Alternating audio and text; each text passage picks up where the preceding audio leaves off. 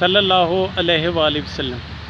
रहिंदी तड़प जुदाई दी दिल अंदर, रहिंदी तड़प जुदाई दी दिल अंदर, एक दर्द जिहा पल पल होवे। अखां राहां तकण मदीने दियां, हड़ हंझुआं दा कदों ठल होवे। रब्बा भेज हवा उस नगरी चों, मेरे लेखां ते आ झल होवे। सुफने विच मदीने दी सैर हो जाए, मेरा सारा ही मसला हल होवे। ते एक काफ़ी पहलां शेर लिखिया सी कि अद्धी रात नूं खुले जे अख तेरी, बहुत वड्डा कुछ रब तो यार मंगी।